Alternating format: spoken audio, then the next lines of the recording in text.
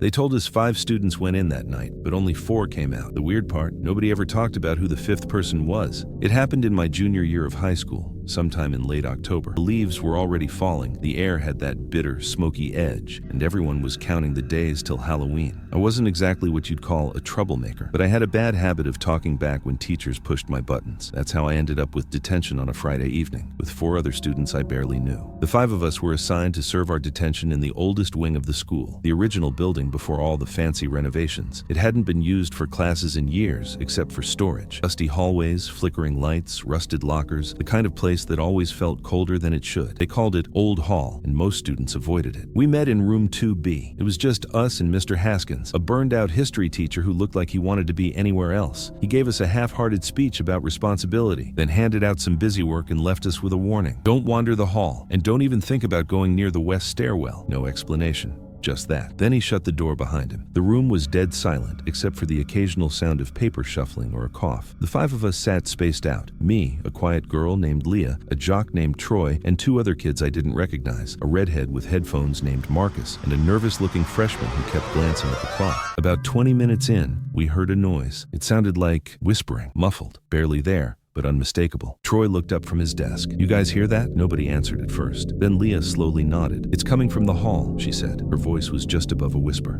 I got up, walked to the door, and leaned against it. I pressed my ear to the wood. At first, nothing. Then, a breath. Not a breeze, not creaking pipes, but the distinct sound of breathing. It was long, drawn out, and shallow, like someone trying not to be heard. I stepped back. "Someone's out there," I said, "but it's not Haskins." We waited, listened. Eventually, the whispers faded. Troy tried to laugh it off, but even he sounded forced. That's when the lights flickered, only for a second. But when they came back on, Marcus was standing. "The hell?" Troy asked. "Where are you going?" Marcus didn't answer. He walked to the door, opened it slowly, and stepped into the hallway. "Dude, are you serious?" I called. No response. I got up to follow him, but when I reached the door, the hallway was empty. He was gone.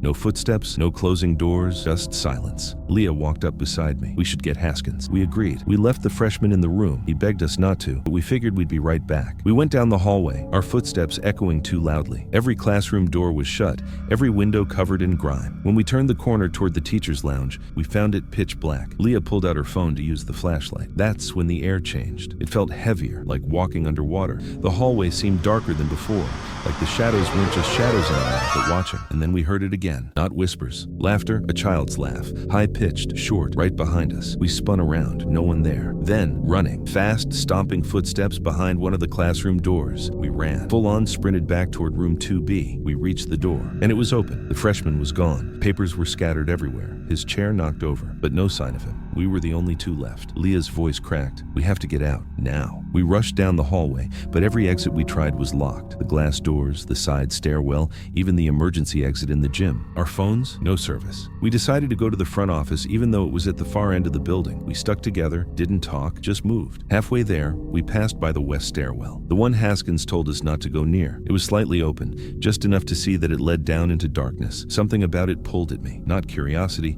not even fear. It felt personal, like it knew me. Leah grabbed my arm. "Don't." But I was already stepping toward it. Then, movement at the bottom of the stairs. A figure, standing still, watching us. No face, just a silhouette. And beside it, 4 other shadows. Smaller, slightly distorted, but familiar, like people I had just seen. The door slammed shut on its own. We didn't wait. We ran until we found an unlocked janitor's closet and hid there until morning. When the school reopened, nobody mentioned the missing students. Not the teachers, not the principal, not even the parents. It was like they never existed. Leah transferred schools 2 days later. I tried to bring it up once to a counselor. She smiled, nodded, and then said something that still haunts me. "I'm glad you're doing better. Not everyone makes it out of that room." But I never told her which room I was in. The school bell rang at 12:03 a.m. But no one was supposed to be there. Then the loudspeaker crackled on, and a voice I didn't recognize calmly announced, "All students, report to room 0. This happened my senior year, during tech week for our fall play. I was in stage crew, which meant late nights building sets and checking lights. Usually we wrapped up by 10. That night, things dragged on. Mr. Dunley, our theater director, was out sick, and no one was really in charge. Around 11:30 p.m., just 5 of us were still there. Me, 2 other crew kids, and a couple of actors running lines in the auditorium. It was quiet, too quiet. That weird, stale silence that only happens in empty schools after dark. I went into the main hallway to grab my water bottle, and that's when I heard it. Ding, ding, ding. The school bell. 3 chimes, just like the end of a period. I froze. The hall lights flickered for a second but didn't go out. Everything looked normal, but it didn't feel that way. I checked my phone. 12:03 a.m. That's not possible. The bell system is computerized. It runs on a set schedule and only operates during school hours. Maintenance shuts it down every evening. I knew that because my uncle used to work for the district. I turned around to tell the others when the loudspeaker buzzed on. All students, report to room 0. The voice wasn't Mr. Dunley's. It wasn't the principal or the secretary. It was soft, almost bored, like someone calling names off a list, but it wasn't a recording. It paused, then repeated, "All students, report to room 0. Attendance is mandatory." I backed into the auditorium.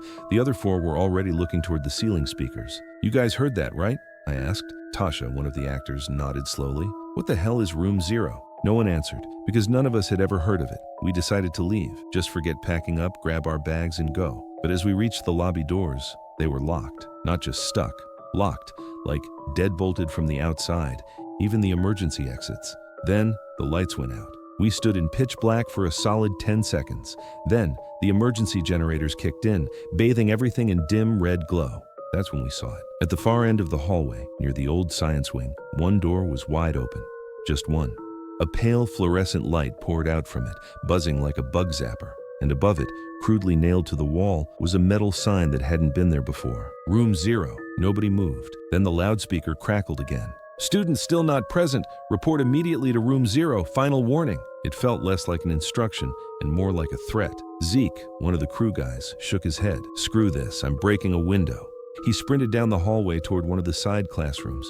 We heard the sound of a chair scraping, then the crash of glass. But the second it shattered, the bell rang again. Not 3 chimes this time, just one. A single, sharp tone that felt like it vibrated the floor. And then Zeke screamed. It didn't sound like pain, it sounded like panic, pure animal terror. We ran to the room, but when we got there, it was empty. No broken window, no Zeke, just his backpack lying by the desk, still zipped up. Tasha was crying now. She kept saying this wasn't real, that this was some kind of prank, but I knew better. The school felt wrong, like it wasn't ours anymore. I don't know why, but I looked at the PA speaker in the corner and whispered, "What happens if we go?" For a moment, nothing. Then, attendance recorded, and the light in room 0 began to pulse, slowly, like it was breathing. We didn't talk, we just walked toward it. One by one, the closer we got, the colder the hallway became. My breath came out in fog. The buzzing got louder, so loud it was almost painful. Inside the room was a single desk, old wooden chair, a blackboard with nothing written on it, and 4 identical folders.